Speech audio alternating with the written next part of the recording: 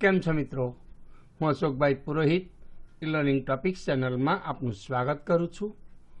આ વિડીયોમાં આપણે ધોરણ 7 ગણિત પ્રકરણ 11 પરિમિતિ અને ક્ષેત્રફળ આધારિત સ્વાધ્યાય 11.1ના કેટલાક દાખલા જોઈશું. આ વિડીયો આપણા શૈક્ષણિક કાર્યમાં ખૂબ જ મદદરૂપ થઈ પડે તેમ હોય આ વિડીયો અંત સુધી જોવા નમ્ર વિનંતી. તો ચાલો શરૂ કરીએ. સ્વાધ્યાય 11.1 પરિમિતિ અને ક્ષેત્રફળ. ધોરણ 6માં આપણે પરિમિતિ અને ક્ષેત્રફળ એટલે શું તે બાબત શીખી ગયા છે. તેને જરા યાદ કરી લઈએ. પરિમિતિ એટલે સમતલીય આકૃતિની બધી જ બાજુઓના માપનો સરવાળો. સમતલ સપાટી ઉપર કોઈ આકૃતિ દોરી હોય અને એ આકૃતિ દોરવા માટે જે રેખાખંડો વપરાયા હોય એ રેખાખંડોના માપના સરવાળાને પરિમિતિ કહેવાય. દાખલા તરીકે ચોરસની પરિમિતિ. ચોરસ 4 રેખાખંડોથી બને છે અને ચોરસની આ ચારેય બાજુઓના માપના સરવાળાને પરિમિતિ કહેવાય. ચોરસની ચારે બાજુઓના માપ સરખા હોય છે એટલે ચોરસની પરિમિતિ એટલે 4 ગુણ્યા લંબાઈ, જેને 4 ગુણ્યા એલ કહેવાય. એલ એટલે લંબાઈ. તેવી જ રીતે લંબચોરસની પરિમિતિ. લંબચોરસમાં પણ 4 રેખાખંડો હોય છે અને લંબચોરસમાં સામસામેની બાજુઓના માપ સરખા હોય છે. તેથી લંબચોરસની પરિમિતિ એટલે 2 ગુણ્યા લંબાઈ વત્તા 2 ગુણ્યા પહોળાઈ.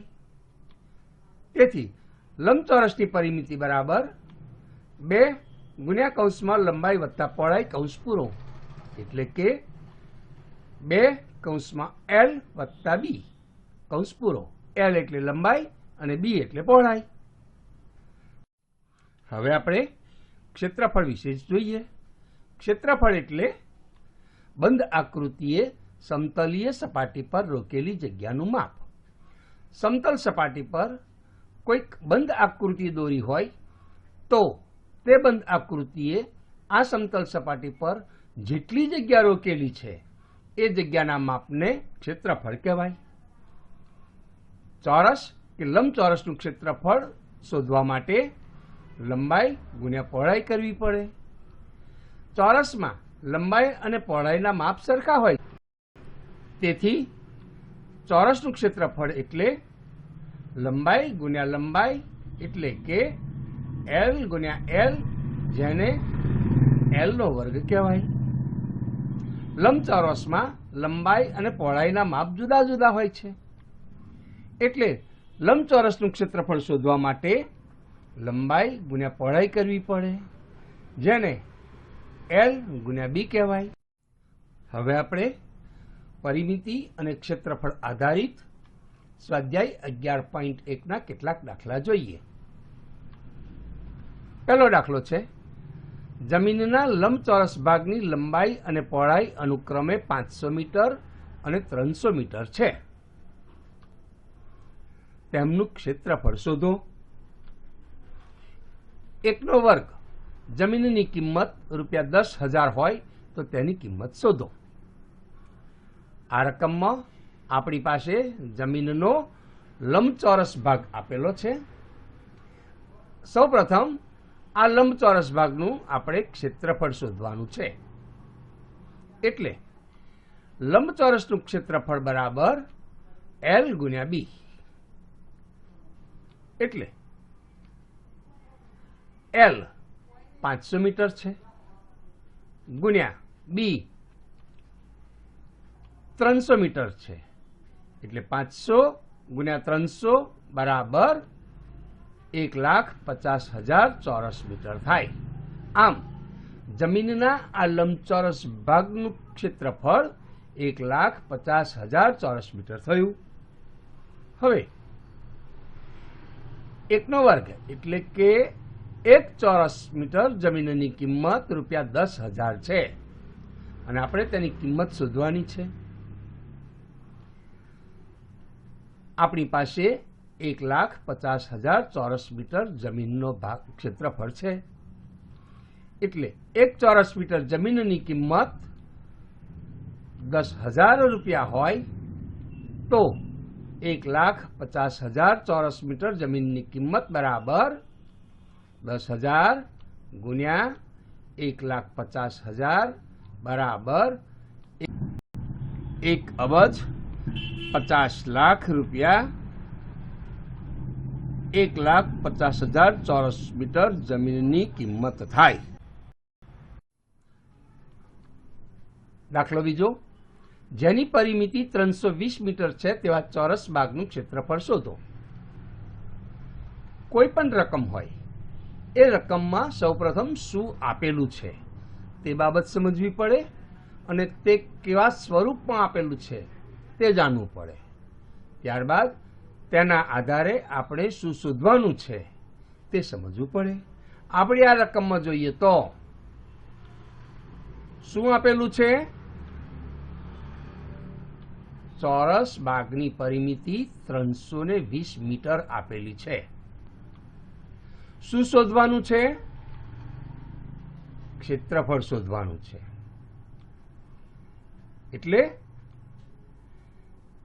ચોરસની પરિમિતિ આધારે તેની બાજુનું માપ શોધવું પડે તો જ આપણે ક્ષેત્રફળ શોધી શકીએ. ચોરસની પરિમિતિ બરાબર એનું સૂત્ર છે 4 ગુણ્યા L. આપણી પાસે ચોરસની પરિમિતિ 320 મીટર આપેલી છે એટલે 320 બરાબર 4 ગુણ્યા L બરાબર 320 છેદમાં 4 બરાબર L. છેદ ઉડાડીશું. 4 એકા 4, 80 ચોકું 320 એટલે L બરાબર 80 થશે. આ આપણી ચોરસની બાજુનું માપ થયું. આ ચોરસની બાજુના માપ આધારે આપણે ચોરસનું ક્ષેત્રફળ શોધીએ. ચોરસનું ક્ષેત્રફળ બરાબર L નો વર્ગ એટલે બાજુનું માપ છે 80 મીટર એટલે 80 ગુણ્યા 80 બરાબર 6,400 ચોરસ મીટર ચોરસ બાગનું ક્ષેત્રફળ થાય. પાંચમો દાખલો છે. એક ચોરસ બાગ અને લંબચોરસ બાગના ક્ષેત્રફળ સરખા છે.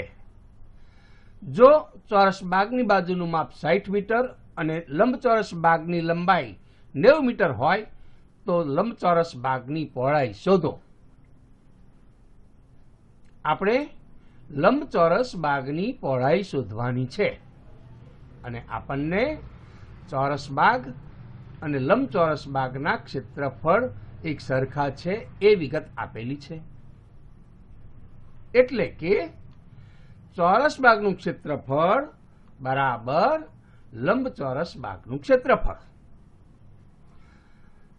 સૌ પ્રથમ આપણે આપેલી વિગત આધારે ચોરસ બાગનું ક્ષેત્રફળ શોધીએ.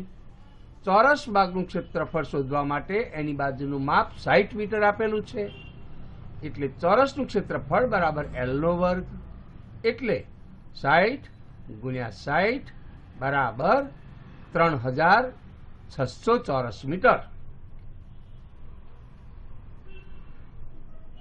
ચોરસ બાગનું ક્ષેત્રફળ અને લંબચોરસ બાગનું ક્ષેત્રફળ બંને સરખા હોવાથી લંબચોરસ બાગનું ક્ષેત્રફળ પણ 3,600 ચોરસ મીટર થાય. લંબચોરસ બાગનું ક્ષેત્રફળ બરાબર L ગુણ્યા B. લંબચોરસ બાગનું ક્ષેત્રફળ 3,600 ચોરસ મીટર છે એટલે 3,600 બરાબર હવે લંબચોરસ બાગની લંબાઈ આપેલી છે 90 મીટર એટલે 90 ગુણ્યા B બરાબર 3,600 છેદમાં 90 બરાબર B. છેદ ઉડાડીશું. 90 એકા 90, 3,600 ને 90 વડે ભાગતા 40 આવે બરાબર 40 બરાબર B એટલે કે પહોળાઈ આમ લંબચોરસ બાગની પહોળાઈ 40 મીટર થાય. 8મો દાખલો છે. એક તાર લંબચોરસ આકારમાં વાળેલો છે, જેની લંબાઈ 40 સેન્ટીમીટર અને પહોળાઈ 22 સેન્ટીમીટર છે. જો તેને ખોલી ફરીથી ચોરસ આકારમાં વાળવામાં આવે તો તેની દરેક બાજુનું માપ કેટલું થશે? બીજો પ્રશ્ન છે, કયો આકાર વધુ ક્ષેત્રફળ આવરે છે તે નક્કી કરો. આપણને તાર લંબચોરસ આકારમાં વાળેલો છે એ બાબત આપી છે. એટલે લંબચોરસ આકારમાં વાળેલા તારની કુલ લંબાઈ શોધવા માટે ચારેય બાજુઓના માપનો સરવાળો કરવો પડે. એટલે કે આ લંબચોરસની પરિમિતિ શોધવી પડે. લંબચોરસની પરિમિતિ એટલે 2 કૌંસમાં L વત્તા B, એટલે 2 કૌંસમાં L એટલે 40 વત્તા B એટલે